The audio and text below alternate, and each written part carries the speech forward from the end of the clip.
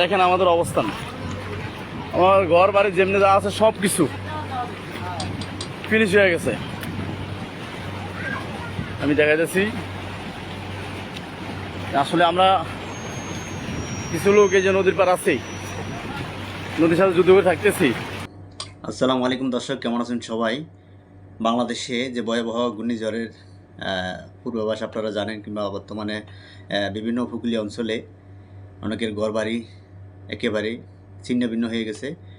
ঘূর্ণিঝড় রিমাল, আপনারা জানেন প্রকৃতির সাথে আমরা কখনো যুদ্ধ করে কিংবা লড়াই করে কখনো পারবো না। এটা সৃষ্টিকর্তার মহান আল্লাহ তাআলার পক্ষ থেকে হয়। তো এই দুর্যোগ থেকে বিভিন্ন মহামারী থেকে আল্লাহ তাআলা আমাদেরকে হেফাজত করুক, সেই কামনা করি।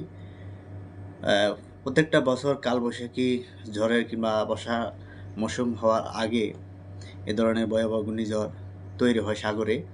বিভিন্ন উপকূলীয় অঞ্চলে, বিভিন্ন জেলায়, যেটা সমুদ্রের নিকটবর্তী কিংবা সাগরের আশেপাশে এলাকায় এগুলা ক্ষতিগ্রস্ত হয়। অনেক লক্ষ লক্ষ হাজার হাজার মানুষ মারা যায়, ঘর বাড়ি মানুষের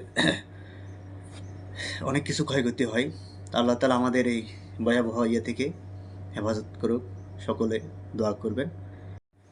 উপকূলীয় অঞ্চলে যারা বসবাস করেন আপনারা অবশ্যই ঘরবাড়ি, হয়তোবা অনেক সম্পত্তি থাকে, কিন্তু এগুলা না করে নিজের জীবন বাঁচানোর জন্য অবশ্যই সাইক্লোন সেন্টারে চলে যাবেন বা উঁচু কোনো স্থানে চলে যাবেন। যেহেতু জীবনের হচ্ছে অত্যন্ত গুরুত্বপূর্ণ, জীবনটা হচ্ছে অত্যন্ত গুরুত্বপূর্ণ। আপনার সম্পদ, টাকা, বাড়ি গাড়ি এটা হবে হয়তো বা আসবে যাবে। তো উপকূলীয় অঞ্চলের মানুষগুলো আসলে তাদের ভাগ্যের নির্মম পরিহাস। প্রত্যেকটা বছর যখন এই হয়, আমাদের অনেক বেড়িবাঁধগুলো, অনেক জেলার বেড়িবাঁধ তেমন স্ট্রং নেই। বেড়িবাঁধ ভেঙে কিংবা সাগরের পানি জোয়ারের সময় প্লাবিত হয় অনেক গ্রাম এবং জেলা।